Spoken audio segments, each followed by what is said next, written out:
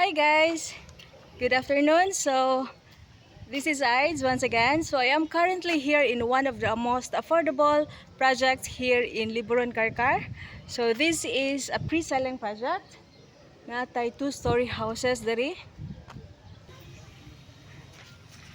Currently naata karon sa Villa Erica subdivision diri sa Liburon, Karkar.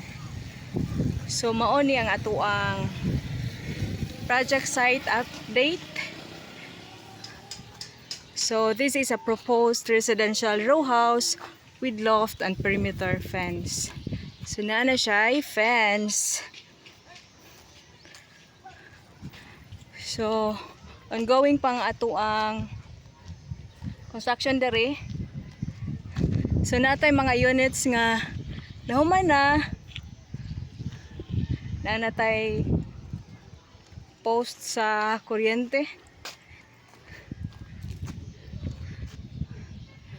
Mao ni ang sample unit. Naa sila'y gate, naa sila'y car park sa tubangan niya. Painted na niyang exterior. Then tawa siya glat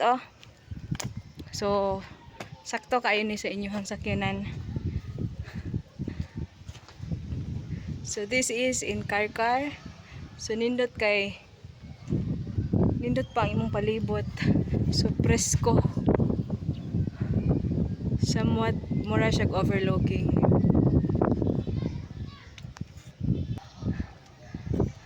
Mutry ta og sud sa ilahang unit.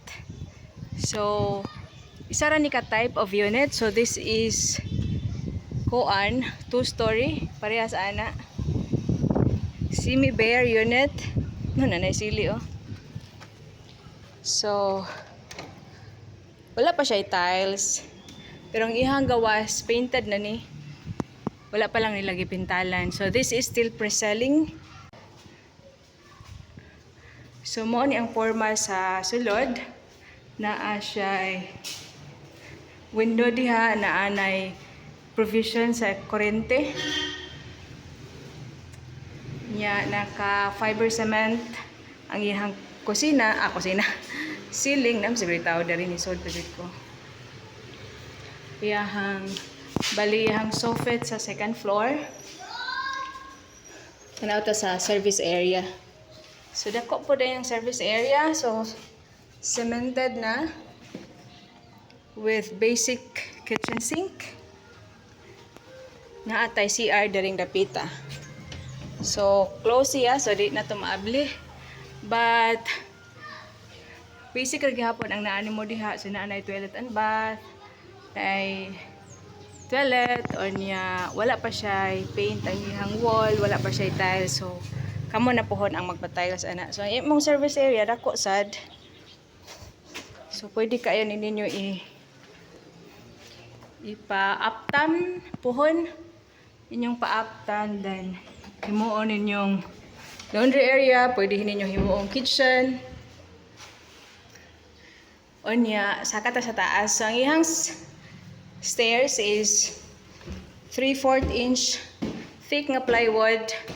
Then mo ni ang iyahang flooring sa second floor.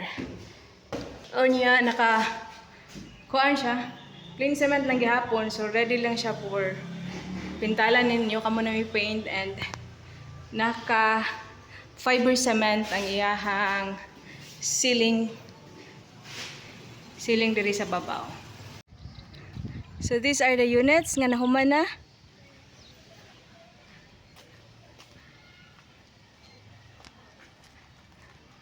Naatay tangki diha, nakapwesto sa kilid.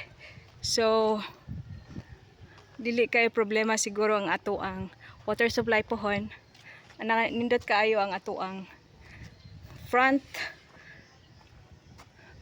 area kay dako jud siya, and naagi siya space para sa atoang car park. Mao ni atong drainage dito. Lawom sad.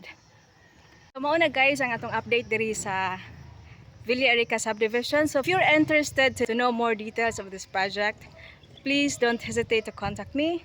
Contact details flash on the screen, or please visit my website for more information and sample computation. Thank you for watching, and I'll see you soon. Bye.